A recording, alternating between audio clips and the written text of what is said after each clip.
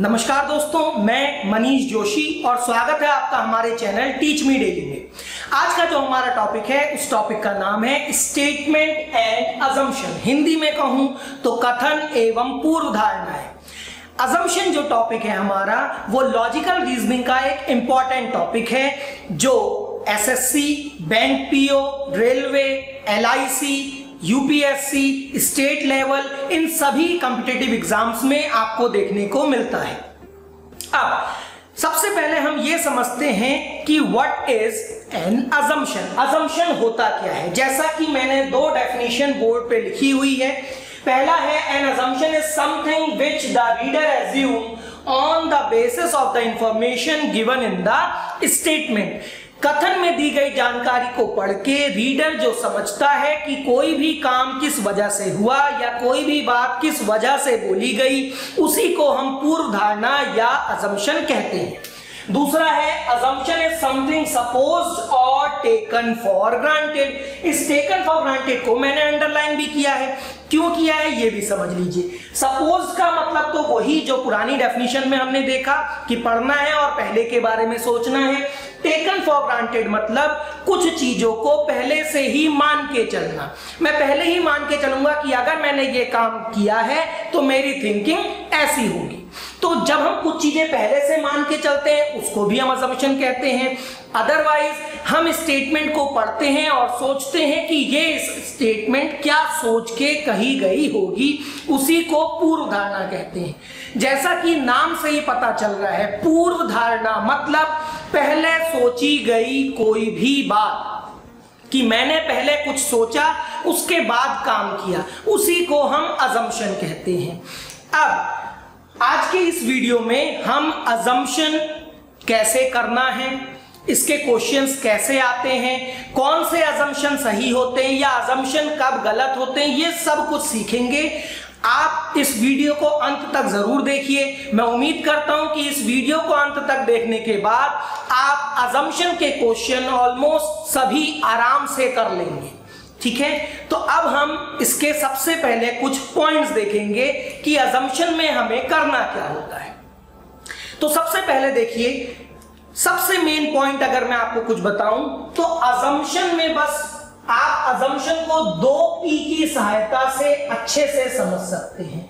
यहां पहला P represent करता है पास्ट को और दूसरा पी रिप्रेजेंट करता है पॉजिटिव थॉट को, कि काम पहले या बात पहले सोची गई और अगर मैं पहले सोच समझ के कोई काम कर रहा हूं तो कुछ ना कुछ अच्छा ही सोचा होगा।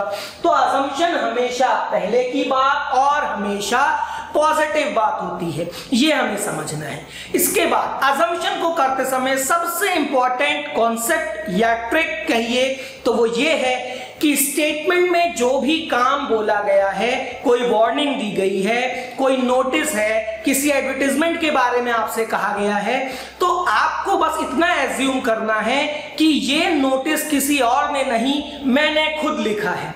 और अगर मैंने लिखा है तो क्या सोच के लिखा होगा। अगर ये कोई भी बात है स्टेटमेंट में तो वो स्टेटमेंट किसी और ने नहीं, मैंने बोली। अगर मैंने बोली तो क्या सोच के बोली होगी, बस यही अजम्पशन है। बात समझ में आ गई?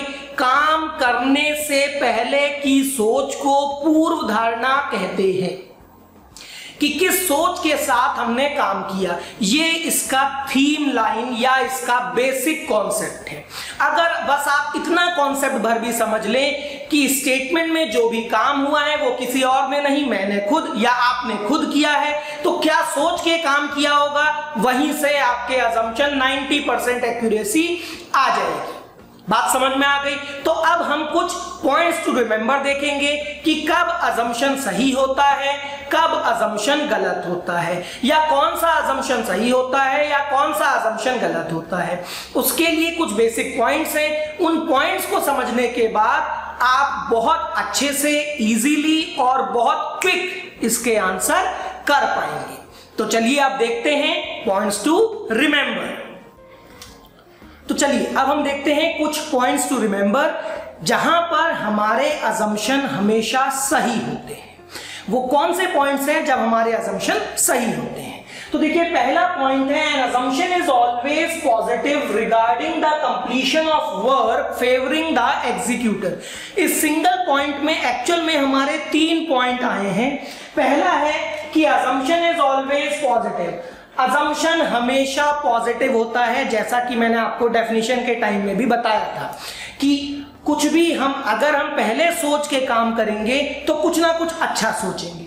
दूसरा, regarding the completion of work, assumption में हम हमेशा काम को पूरा होता हुआ देखते हैं कि फॉर एग्जाम्पल मैंने लिखा अपने घर के बाहर, मैंने एक बोर्ड लगाया जिसमें मैंने एक नोटिस लिखा कि do not park here, do not park here या नो पार्किंग। अब जब मैंने नो पार्किंग का बोर्ड लगाया तो मैं यही मान के चलूंगा कि इस बोर्ड को देख करके लोग यहां गाड़ी खड़ी नहीं करेंगे। तो regarding the completion of work, काम को मैं हमेशा पूरा होता हुआ देखता हूं। लास्ट है फेवरिंग द एग्जीक्यूटर, अपने निष्पादक का हमेशा पक्ष लिया जाता है। एग्जीक्यूटर मतलब होता है निष्पादक, वो व्यक्ति, वो वस्तु या वो चीज जिसके बारे में कथन में बताया गया है उसको हम एग्जीक्यूटर कहते हैं।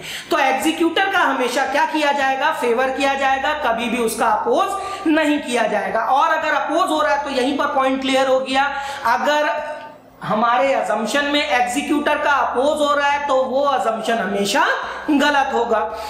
ये तो हो गया हमारा पॉइंट नंबर 1। इसमें 3 पॉइंट आए थे, फिर से मैं रिपीट कर दूं।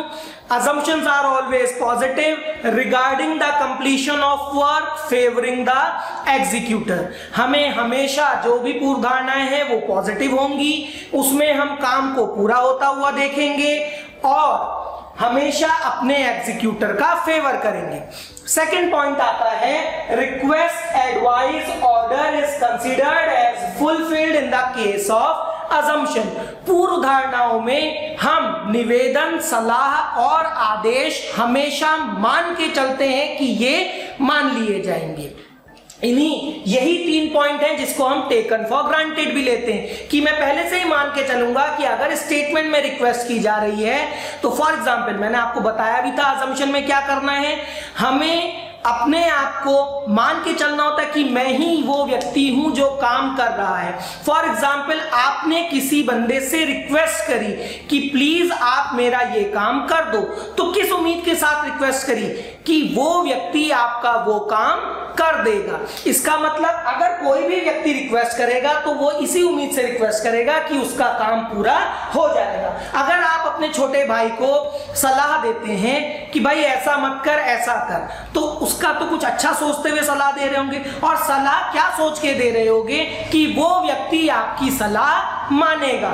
इसी प्रकार ऑर्डर हमेशा या ऑर्डर कभी भी मेंशन नहीं होता कि ये ऑर्डर है, ये प्री डिफाइंड होता है कि आपसे सीनियर अथॉरिटी अगर आपसे कोई काम कह रही है तो इट्स एन ऑर्डर, और ऑर्डर भी हमेशा फॉलो किया जाएगा। अगर फॉलो नहीं हो रहा है तो वो सभी अजम्पशंस गलत होते हैं। इसका एग्जांपल देख लें तो लिखा है you should not grant him leave in this week due to exigency of work. A supervisor advises the administrative officer। आपको इस हफ्ते किसी को भी छुट्टी नहीं देनी है क्योंकि इस समय वर्क का प्रेशर बहुत ज्यादा है। ऐसा एडवाइस किया गया किसके द्वारा, सुपरवाइजर के द्वारा। किसको किया गया, एडमिनिस्ट्रेटिव ऑफिसर को। अब असम्पशन आया, request for leave can be turn down.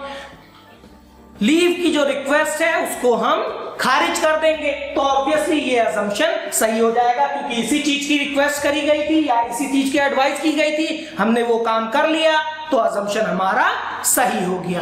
मैं फिर से रिपीट कर दूं, रिक्वेस्ट, एडवाइस और ऑर्डर हमेशा कंसीडर किए जाएंगे असम्पशन में। जिस भी चीज की रिक्वेस्ट करी जा रही है मान के चलेंगे, वो बात मान ली जाएगी, एडवाइस मान ली जाएगी, ऑर्डर फॉलो होगा। ये सेकंड पॉइंट हो गया। थर्ड पॉइंट है, if cause and effect both present in statement, then assumption should also have the cause and effect. अगर स्टेटमेंट में कॉज और इफेक्ट दोनों चीज है, कॉज क्या होता है? कारण, कि कोई भी घटना अगर संसार में घटती है तो उसके पीछे कोई ना कोई वजह होती है, उस वजह का पता चल रहा है तो वो कॉज है। इफेक्ट माने प्रभाव, कि उसके बाद हुआ क्या। तो अगर स्टेटमेंट में कॉज और इफेक्ट दोनों हैं तो अजम्पशन में भी कॉज और इफेक्ट दोनों होना चाहिए। अगर वो दोनों नहीं है तो वो अजम्पशन कभी भी वैलिड नहीं होगा। तो जैसे कि फॉर एग्जांपल अगर इस पॉइंट को समझना है, स्टेटमेंट में लिखा गया the boy is too clever to be failed. Paper में आया हुआ क्वेश्चन है, लिखा है the boy is too clever to be failed. यह लड़का बहुत चालाक है फेल होने के लिए। लड़का बहुत चालाक है फेल होने के लिए, इसका मतलब अब तो इस स्टेटमेंट में अगर मैं देखूं तो कॉज भी है और इफेक्ट भी है कि बॉय इज टू क्लेवर, वो बहुत चालाक है, किसके लिए? इफेक्ट क्या है? फेल होने के लिए। तो अब अजम्पशन क्या आया है? अजम्पशन में है very clever people do not fail, बहुत चालाक लोग फेल नहीं होते हैं। यहां पर भी कॉज और इफेक्ट है कि फेल कौन नहीं होता? जो क्लेवर है। बिल्कुल सही, ये अजम्पशन भी हमारा क्या होगा? वैलिड होगा, क्योंकि स्टेटमेंट में भी कॉज और इफेक्ट था, अजम्पशन में भी कॉज और इफेक्ट दोनों ही मिल गया।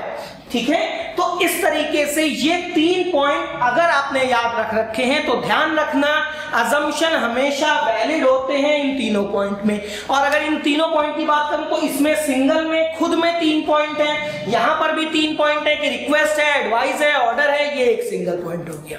तो इन पॉइंट्स पे अजम्पशन हमेशा वैलिड होते हैं कि रिक्वेस्ट मान ली, अजम्पशन सही, पॉजिटिव है और एग्जीक्यूटर का फेवर हो रहा है, काम पूरा होता हुआ नजर आ रहा है, वो सभी अजम्पशंस हमारे सही हो जाएंगे। अब हम देखेंगे पॉइंट्स टू रिमेंबर जहां पर अजम्पशन हमारे गलत होते हैं। तो चलिए आप देखेंगे points to remember when assumption is invalid. तो चलिए अब देखते हैं पॉइंट्स टू रिमेंबर जब हमारे अजम्पशंस सही नहीं होते हैं या गलत होते हैं। तो पहला पॉइंट है इफ assumptions are contradict या opposite to the statement then the assumptions are invalid। यदि पूर्व धारणा में कथन की बात का विरोधाभास होता है, जस्ट अपोजिट बात बोली जाती है। स्टेटमेंट कह रहा है कि ये मार्कर सबसे बढ़िया है, assumption कह रहा है ये बहुत ही घटिया मार्कर है, तो ये assumption हमेशा इनवैलिड हो जाएगा। क्यों हो जाएगा? क्योंकि assumption में स्टेटमेंट की बात का अपोज किया गया है या उससे विरोधाभास है, इसलिए यह अजम्पशन हमारा गलत हो जाएगा। दूसरा है if statement is generalized and assumption is specific then assumptions are invalid. अगर स्टेटमेंट इन जनरल हमसे कुछ बोली जाती है और अजम्पशन लेते समय मैं बहुत ही स्पेसिफिक ले लेता हूं तो वो अजम्पशन भी हमारा गलत होता है। फॉर एग्जाम्पल मैंने कहा यह सीट आरक्षित वर्ग के लिए है। अब अजम्पशन ये स्टेटमेंट हो गया हमारा कि यह सीट आरक्षित वर्ग के लिए है। अब अगर अजम्पशन में मैं कहूं यह सीट केवल महिलाओं के लिए आरक्षित है तो ये अजम्पशन गलत हो जाएगा। गलत क्यों हो जाएगा? क्योंकि अजम्पशन बिल्कुल स्पेसिफिक है, केवल महिलाओं की बात आपने की, जबकि स्टेटमेंट में हमने इन जनरल कहा था यह आरक्षित वर्ग के लिए सीट है। तो इसी तरीके से वाइस वर्सा, अगर मैंने स्टेटमेंट में बोला होता है ये केवल महिलाओं के लिए आरक्षित है, आप कहते हैं आरक्षित वर्ग का कोई भी व्यक्ति इसमें आ सकता है, तो वो गलत हो जाएगा। तो ये हो गया कि जब हमारी स्टेटमेंट जर्नल वे में कही गई हो, अजम्पशन बहुत ज्यादा स्पेसिफिक है, वो भी गलत। स्टेटमेंट स्पेसिफिक है, अजम्पशन जर्नल है, वो भी गलत। तीसरा पॉइंट है अगर स्टेटमेंट और अजम्पशन में आपस में कोई भी मतलब ना हो या रिलेशन ना हो तो ऐसे अजम्पशन भी हमेशा गलत हो जाते हैं। क्यों हो जाते हैं? ध्यान रखना, डेफिनेशन में ही मैंने आपको बताया था, स्टेटमेंट को पढ़ के मैं उसके बारे में अजम्पशन करता हूं। अजम्पशन हम खुद में अपने आप में नहीं करते, स्टेटमेंट के में दी गई जानकारी के आधार पे करते हैं। और अगर स्टेटमेंट से ही अजम्पशन का लेना देना नहीं तो वो अजम्पशन हमेशा गलत हो जाएगा। चौथा और आखिरी पॉइंट, अगर अजम्पशन में स्टेटमेंट की बात को ही रिपीट कर दिया जाए या सेम मीनिंग आए तो ऐसी पूर्व धारणाएं भी हमेशा गलत होती हैं। क्यों? क्योंकि वो स्टेटमेंट ही रिपीट हो गई। स्टेटमेंट खुद में अपना अजम्पशन नहीं हो सकती। अजम्पशन क्या होता है? क्या सोच के बात बोली गई थी। और इसको करने का सबसे अच्छा तरीका मैंने आपको बताया था, आप बस ये सोचिए कि काम कोई और नहीं, मैं खुद कर रहा हूं, या बात कोई और व्यक्ति नहीं बोल रहा, मैंने खुद बोली। तो क्या सोच के आपने ये पॉइंट बोला, अपने आप आपको क्लिक हो जाएगा। तो ध्यान रखना, ये 4 पॉइंट्स जब भी आएंगे तो अजम्पशन हमारे हमेशा गलत हो जाएंगे। और पहले मैंने आपको 3 पॉइंट बताए थे, वहां पर अजम्पशन हमेशा हमारे क्या थे? सही थे। तो ये तो हो गया हमारा टॉपिक के कुछ पॉइंट्स, डेफिनेशन वगैरह। अब अजम्पशन, अब मैं उम्मीद करता हूं कि आपको मैक्सिमम अजम्पशन समझ में आ चुका होगा कि अजम्पशन में करना क्या है। सबसे अच्छा तरीका मैं फिर से रिपीट करूं, काम कोई और नहीं, हम खुद कर रहे हैं। बस जैसे ही आपने इतना माना तो क्या सोच के आपने ऐसा काम किया होगा। फॉर एग्जाम्पल मैं ये कहूं कि मैंने शेयर मार्केट में पैसा इन्वेस्ट किया, तो मैंने क्या सोच के इन्वेस्ट किया गया? मैंने यही सोचा होगा कि इससे मुझे फायदा होगा। तो ये हमारी क्या है? पूर्व धारणा। ऐसे ही अगर स्टेटमेंट में लिखा है कि रवि ने पैसा शेयर मार्केट में इन्वेस्ट किया, तो ध्यान रखना आपको ये मानना है कि आप रवि हो। अब रवि ने पैसा शेयर मार्केट में इन्वेस्ट किया, उसने भी यही सोचा होगा कि उसको फायदा होगा। तो ये ध्यान रखिएगा, यही हमारा अजम्पशन है। और इतना भर समझ लेने से अजम्पशन में हमें दिक्कत नहीं आएगी। अब हम देखेंगे कुछ क्वेश्चंस कि अजम्पशन में क्वेश्चंस हम कैसे एग्जाम में आते हैं और हम कैसे सॉल्व करेंगे। इन पॉइंट्स को आप अच्छे से नोट कर लीजिए, समझ लीजिए। ऐसे ही इससे पहले जो पॉइंट्स बताए थे उनको भी नोट कर लीजिए, अच्छे से समझ लीजिए। अब हम डिस्कस करेंगे कुछ एग्जाम में आए हुए क्वेश्चंस। तो चलिए अब हम कुछ क्वेश्चन डिस्कस कर लेते हैं। तो पहला क्वेश्चन आपकी स्क्रीन पे आपको दिख रहा है। पहले क्वेश्चन में लिखा है, government has asked the financial institutions to lower their interest rate for agricultural loans। सरकार ने फाइनेंशियल इंस्टीट्यूशन को यह एडवाइस किया कि वे एग्रीकल्चरल लोन्स में अपना इंटरेस्ट रेट कम कर ले। अब पहला अजम्पशन लिखा है, this will increase per hectare productivity in future. इससे फ्यूचर में पर हेक्टेयर प्रोडक्टिविटी बढ़ जाएगी। तो भाई लोन की दरें कम करने से प्रोडक्शन बढ़ जाएगा, ये तो कोई बात हुई नहीं। तो पहला अजम्पशन तो हमारा गलत हो गया, because this is not correlated with the statement. मैंने पॉइंट बताया था। सेकंड में लिखा है, this will help farmer in paying less interest amount and दस देयर प्रॉफिट में इंक्रीज। ऑब्वियसली अगर इंटरेस्ट रेट कम हो जाएगा तो लोगों को कम इंटरेस्ट देना पड़ेगा, जिससे कि उनका प्रॉफिट का मार्जिन बढ़ेगा। तो दूसरा अजम्पशन हमारा इस समय इम्प्लिसिट करता है। तो हमारा आंसर होगा ओनली सेकंड फॉलो, या ओनली सेकंड इज इम्प्लिसिट। अब हम दूसरे क्वेश्चन की ओर बढ़ते हैं। तो ये है आपका क्वेश्चन नंबर 2। क्वेश्चन नंबर 2 में हमसे कहा गया, if he is smart he will pass the exam. यदि वो स्मार्ट है तो वो एग्जाम पास कर लेगा। अब पहला अजम्पशन लिखा है, to pass smartness is required. Pass होने के लिए स्मार्टनेस रिक्वायर्ड है। अब एज पर स्टेटमेंट लिखा है, यदि वो स्मार्ट हुआ तो वो एग्जाम में पास होगा। ऑब्वियसली इसका मतलब निकल के आया कि स्मार्टनेस इज रिक्वायर्ड टू पास। हमें पास होने के लिए स्मार्टनेस हमारे अंदर होनी चाहिए। तो पहला अजम्पशन हमारा सही हो जाएगा। दूसरा अजम्पशन अगर हम देखें, लिखा है he will definitely pass the exam. वो एग्जाम में डेफिनेटली पास हो जाएगा। तो भाई स्टेटमेंट से हमें पता चला क्या कि व्यक्ति स्मार्ट है या नहीं। तो हमें कैसे पता कि वो पास हो जाएगा, वो भी डेफिनेटली। इसका मतलब सेकंड वाला अजम्पशन हमारा गलत हो जाएगा, क्योंकि स्टेटमेंट में इसके बारे में कोई भी जानकारी अवेलेबल नहीं है।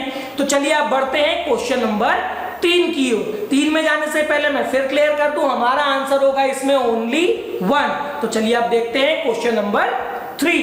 क्वेश्चन नंबर 3 में लिखा है, if you trouble me I will slap you, a mother warn her child. यदि तुमने मुझे परेशान किया तो मैं तुम्हें थप्पड़ मार दूंगी। ऐसा एक माँ ने अपने बच्चे को वार्न किया या चेतावनी दी।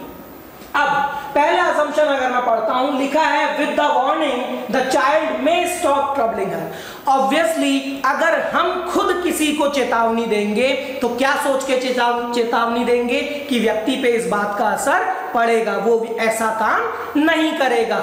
ठीक, तो पहला वाला असम्पशन हमारा सही हो जाएगा कि भाई चेतावनी देने से बच्चा ऐसे या उसकी अपनी माँ को परेशान नहीं करेगा।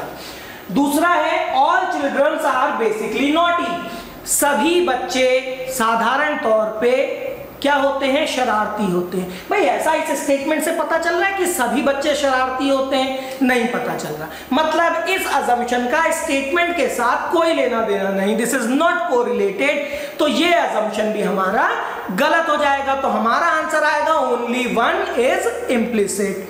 अब बढ़ते हैं क्वेश्चन नंबर 4 की ओर। क्वेश्चन नंबर 4 में हमसे कहा गया if it is easy to become an engineer I don't want to be an engineer. यदि इंजीनियर बनना आसान है तो मैं इंजीनियर बनना नहीं चाहूंगा, ऐसा स्टेटमेंट में कहा गया। इसका मतलब हमें समझ में आ रहा है कि व्यक्ति जो है वो आसान चीजों को या आसान चीजें उसको अच्छी नहीं लगती। खैर, असम्पशन में लिखा है an individual aspires to be professional. व्यक्ति प्रोफेशनल होना चाहता है। भाई ये तो समझ में नहीं आया, उसने कहा जो चीज आसान है वो चीज मैं नहीं जाऊंगा। तो ये पहला वाला तो हमारा असम्पशन गलत हो गया। दूसरा असम्पशन पढ़ते हैं, लिखा है one desires to achieve a thing which is hard earn. व्यक्ति ऐसी चीज करना चाहता है जो मुश्किल से मिले, जिसमें थोड़ी मेहनत लगे। तो ऑब्वियसली हमारा दूसरा असम्पशन सही हो जाएगा। हम स्टेटमेंट से ये बात समझ पा रहे हैं। तो आंसर होगा सेकंड इज इम्प्लिसिट। और मैं उम्मीद कर रहा हूं कि आप हो सकता है क्वेश्चन पढ़ते ही मुझसे पहले कमेंट सेक्शन में आंसर इसका दे चुके होंगे। तो चलिए आप बढ़ते हैं अपने आखिरी क्वेश्चन नंबर 5 की ओर। क्वेश्चन नंबर 5 में लिखा है a warning in a train compartment to stop the train, pull the chain. Penalty for improper use is ₹500। Train के डब्बे में लिखी गई एक चेतावनी के बारे में बताया गया है कि ट्रेन रोकना चाहते हो तो जंजीर खींचो, दुरुपयोग करने पे ₹500 जुर्माना। यहीं पर अगर मैं थोड़ा सा स्टेटमेंट को ही डिस्कस करूं तो स्टेटमेंट सिंगल ना होकर के दो स्टेटमेंट का कॉम्बिनेशन है। उसने हमसे कहा ट्रेन रोकना चाहते हो तो जंजीर खींचो, ये हमारी एक स्टेटमेंट हो गई। मतलब यहां पर मुझे चॉइस दी गई कि आप ट्रेन को रोक भी सकते हो। आगे लिखा है दुरुपयोग करने पे ₹500 जुर्माना, कि अगर दुरुपयोग करोगे तो ₹500 जुर्माना भी देना पड़ेगा। चलिए अब असम्पशन पढ़ते हैं। पहला असम्पशन लिखा है some people misuse the chain. कुछ लोग चेन का दुरुपयोग करते हैं। तो क्या आप मुझे बताएंगे इसका आंसर क्या होगा? कमेंट सेक्शन में दे सकते हैं। मैं वेट कर रहा हूं, आप अपनी स्क्रीन को पॉज कर लीजिए और फिर आंसर दे दीजिए। तो चलिए अब मैं आंसर बता। तो लिखा है some people misuse the chain. ये असम्पशन सही है या गलत? बिल्कुल ये असम्पशन सही है। कैसे सही है? क्योंकि पेनल्टी का जिक्र ऊपर किया गया है कि दुरुपयोग करने पे ₹500 जुर्माना। अगर हम ये बात खुद कहें या ये वार्निंग किसी और ने नहीं, हमने खुद दी होती, हम कह रहे हैं दुरुपयोग करोगे तो ₹500 जुर्माना देना पड़ेगा, क्या सोच के मैंने ऐसा कहा कि भाई कुछ लोग इसका मिसयूज भी करते हैं और मिसयूज कम से कम हो, इसके लिए मैंने क्या रख दिया? जुर्माना रख दिया। तो पहला वाला असम्पशन हमारा सही हो जाएगा। दूसरा असम्पशन पढ़ते हैं। तो लिखा है on certain occasion people may want to stop a moving train. कभी कभी किसी कारणवश लोग चलती हुई ट्रेन को भी रोकना चाहते हैं या चाहेंगे। ऑब्वियसली इसीलिए ऊपर हमें चॉइस दी गई थी कि ट्रेन रोकना चाहते हो तो जंजीर खींचो।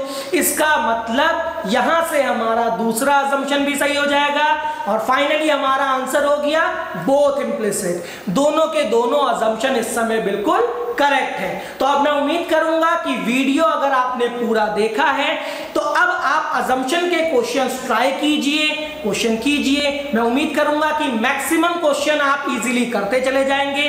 पॉइंट्स टू रिमेंबर्स अगर ध्यान रखेंगे तो आपको दिक्कत बहुत ही कम होगी। फिर भी अगर किसी क्वेश्चन में दिक्कत हो तो उसको कमेंट सेक्शन में जरूर डालिए, फिर मैं आपको उसका आंसर बता दूंगा। और हो सकता है मैं आगे इसका एक और वीडियो बना दूं जिसमें मैं केवल और केवल क्वेश्चन डिस्कस कर लूं जितने भी कमेंट सेक्शन में आएंगे।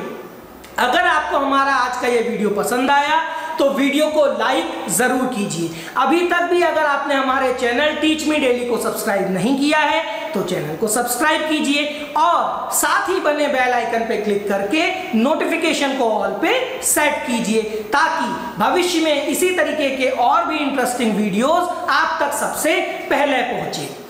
धन्यवाद।